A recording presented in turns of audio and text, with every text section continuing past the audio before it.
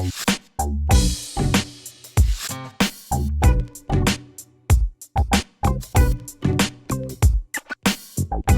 was trying to find some positive, but there wasn't a ton of positive.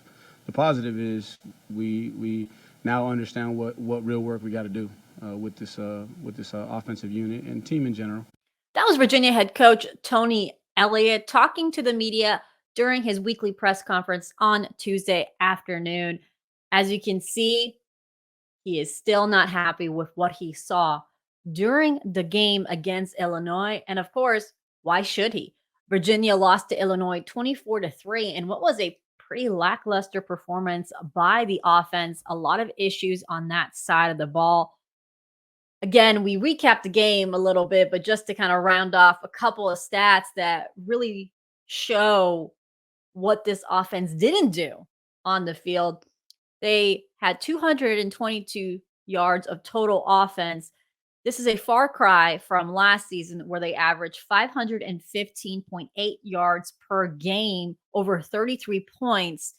And they were 1 for 16 on third down and only averaged 1.4 yards per carry. By far, it was the most anemic performance by the offense in quite a number of seasons. Tony Elliott was asked a lot about what's next for this offense. And a lot of it for him is technique, winning your one-on-one matchups, and also changing the mindset. Here, listen to what he had to say. So we got to do a better job of winning our one-on-one matchups. And what was evident to me is when the bullets started flying, the guys abandoned their technique and they just tried to survive. And you can't do that. To be successful is when the bullets start flying. The one thing you trust is your today. That a quote that says, "Comparison is the thief of joy." And what I told him, I said, "Look, fellas, what I've done in my past doesn't matter, because all we got is today." I said, "What y'all did offensively last year doesn't matter." And then I said, "Look at the defense. What the defense did last year, they're not thinking about it, right? They're not focusing about it. They're not paying attention to what's in the rearview mirror." And so I think that's the biggest challenge for us offensively is for these guys to say, "Hey, it's a new system. Okay, we're not doing what you did last year. We're building a foundation offensively here. Okay, and if you will buy into the system, okay, and play within the system and trust the fundamentals and the technique that we're trying to teach you, then it will lead to success." Tony Elliott really taking some time during his press conference to kind of reinforce that message that this is a new offense. This is a new system. They need to adjust to this new system, that whatever they did in the past doesn't really impact this season, and is kind of telling his players, you need to adjust to the system. You need to make plays. We're giving you the playbook, but you have to adapt it in game. He also mentioned that there are a few things that they can do to adapt with an offensive line that has not had great production against Illinois, especially when faced with a five-man front. He was talking about doing some things differently, but then he went back and talked about the mentality of the offensive playmakers. And I think that was the big message from that, about 35-minute press conference, was adjusting the mindset, adjusting where this team can go forward on the mental side of things. Because honestly, you can fix the fundamentals and the technique and game planning and play calling, but it's all about the mental side that could be harder to change. And that was the most concerning, I think, if you are Tony Elliott right now or the coaching staff, is you need to address that.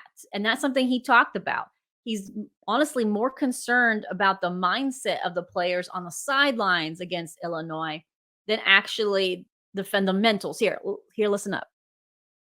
In the heat of battle, you're trying to find just any way that you can to help the young men be successful on the field. What was more evident when I watched the tape of just the guys didn't respond well to the adversity. I felt like, especially on the offensive side of the ball, just being transparent. Illinois punched us in the mouth, and the guys were reeling the entire game. And you were hoping that somebody was going to step in and say, "Hey, fellas, follow me. I'll find us a way out of this situation." On the offenses, we thought that this couldn't happen to us. This can happen to anybody in football. I've been on the other side in college football playoff games where it was 31 to nothing, 30 to 3 on the biggest stage, right? On the other side. And then I've been on the side where, you get your butt kicked by Alabama in the Sugar Bowl, right? And just like get beat up. So it could happen. So first we gotta be humble and understand that this can happen, and then we gotta learn from it. But what I didn't like is the guys just had a look, and it's one of those things as a coach. You're like, man, I'm trying to say whatever I can say. I'm trying to holler. I'm trying to talk quiet. I'm trying to pull everything that I can. And you just can't pull those guys out of it. And what it's going to take is going to take one of their teammates, right? It's going to take one of their teammates going in there and saying, fellas, hey, we going to get out of this thing. I'm going to put it on my back. Y'all just follow me. And unfortunately, KT was the only one, right, that was trying to do that. And I kept trying to urge Brennan, and go in there and talk to your guys. Go in there and talk to your guys, man. Go in there and talk to him. And he would try, but then he wouldn't have success on the field, and so now he's struggling. Defensively, right, didn't have that problem. And then even defensively, they were coming off the field, encouraging the offense, saying, man, we got you. We got you. And so I just need that, type of demeanor to spread, to everybody. And I think that you'll see that going forward. Tony Elliott goes on to talk about Brennan Armstrong. He says he wants the quarterback to have better communication with his wide receivers, urging him to coach his pass catchers to adjust to timing and to routes, especially when the protection isn't there, which honestly, it was not there against Illinois. And that was quite obvious on game day and rewatching film that Brendan Armstrong was constantly facing pressure and throwing on his back foot.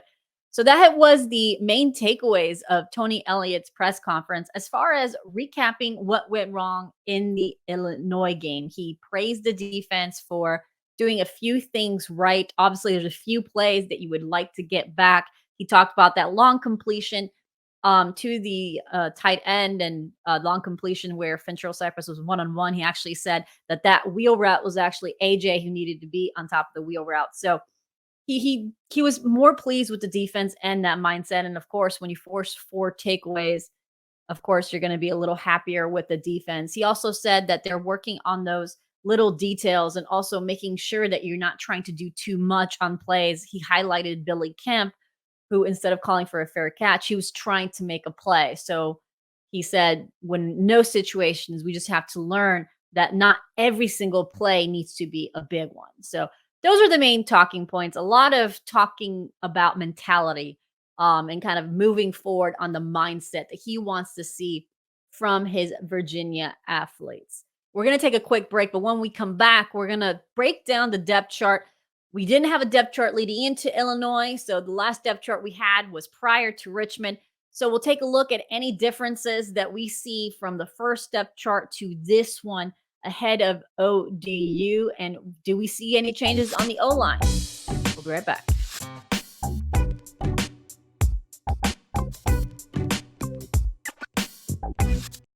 And welcome back to the Good Old Podcast. I'm Jacquie Franciulli for Wahoo's 24/7. So the first half of the show, we kind of broke down a little bit of what Tony Elliott said about what he saw from game film against Illinois. So that was one of the biggest talking points about mentality and the mindset of the team.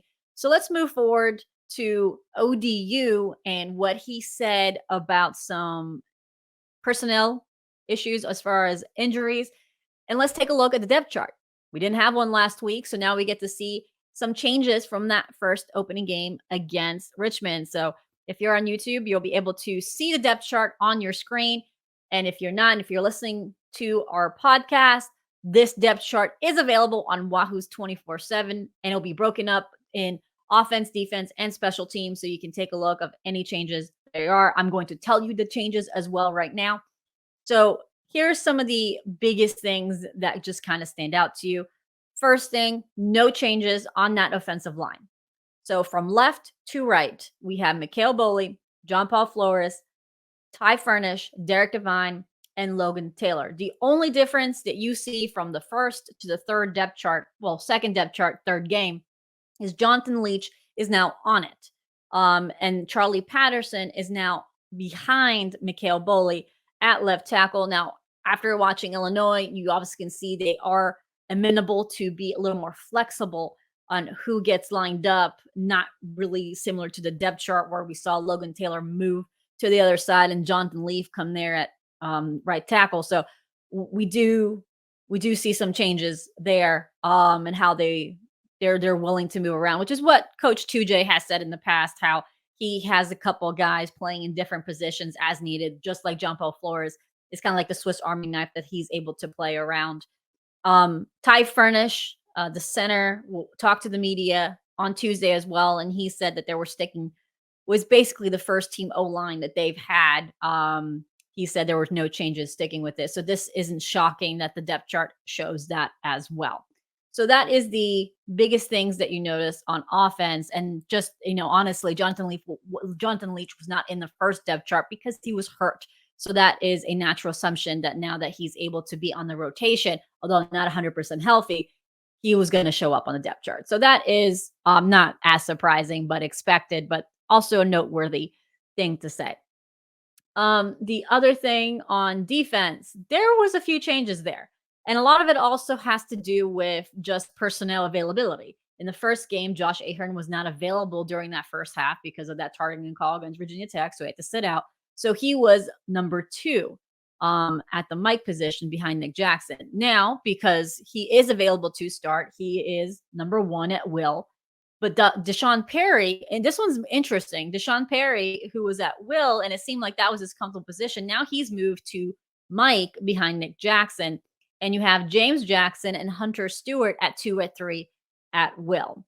So that is one of the changes there. The defensive line is basically the same than what we've expected. And I think when you look at this D line, although you have Chico Bennett ahead of Jack Camper actually started the game against Richmond. So this is kind of like a guideline, as you say, about what to expect from the defensive line front. Now, there is some changes when it comes to the secondary, not as far as corner. That is pretty much the same with Anthony Johnson and Fentrell Cypress being with the ones, and that's what we've been seeing pretty consistently. When you look in that safety rotation, it has had a few adjustments. Although Antonio Clary was number 2, remember a game against Richmond, he did actually start. And he had a lot of snaps in that game. Actually, the only time he wasn't playing was it looked like when he had a cramp or he just got a stinger, so he came to the sidelines because you don't want to risk it in those situations.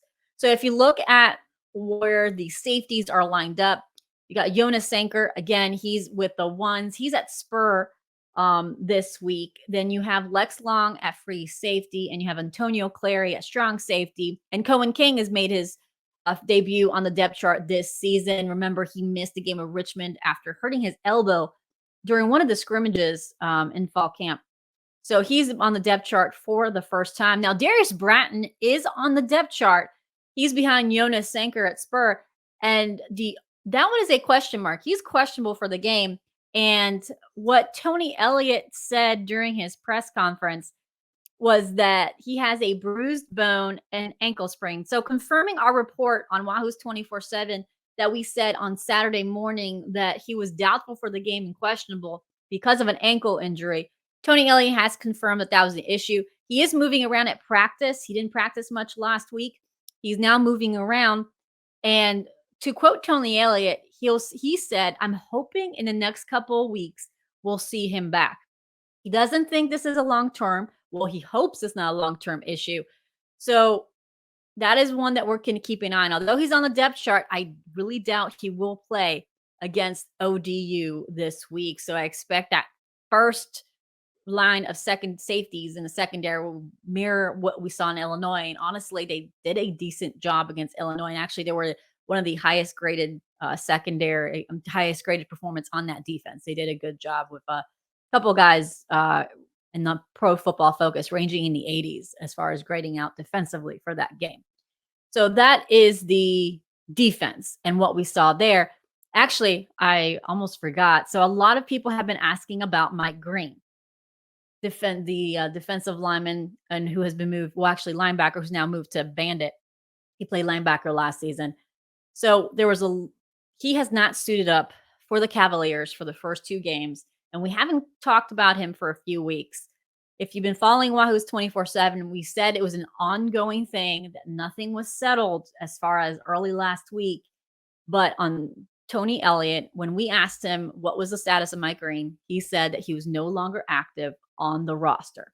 Sources have told us he's still enrolled in school, but he's not active on the team roster as he said during his press conference. He did not want to elaborate further or comment further on the reasons why. So if you're following Wahoo's 24/7, we gave our reason where things have not settled. So we can't really comment further on that. So Mike Green is no longer on the team. So he is not on the depth chart. And special teams, no real difference. The only thing that we're keeping an eye on is Daniel Sparks. He was really effective when he was in the game against Illinois. And actually, when Brendan Farrell came on, he struggled. He's been struggling with his kicks this season. He struggled on punting.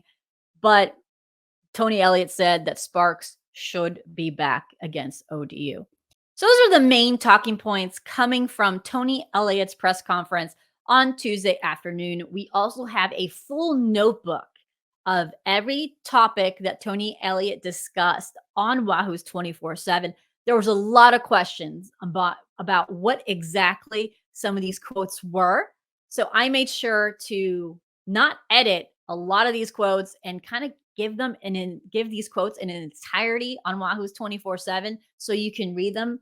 I didn't want to take Tony Elliott out of context at all, because there's been a lot of questions about when we tweet quotes or we list them on message boards. We try to put them out as quickly as possible. So I wanted to make sure everyone had the complete quotes so that there's no question of what was said. And that's on Wahoo's 24/7. So you can check out the complete notebook there. We'll be back here on Thursday morning where we break down the game against ODU. Obviously, everyone remembers ODU beat Virginia Tech on their first game of the season, on Brent Pry's first game as the Hokies head coach. So we'll break down Old Dominion, we'll break down the Monarchs to see what type of threat they will possess as they come at Scott Stadium. So thanks again for listening to our podcast. If you like what you're hearing, why don't you go ahead and subscribe to wherever you listen to your podcast, and head over to Apple and Spotify, rate and review us. So for this Wednesday, thank you so much for listening, and I'll see you back here on Thursday.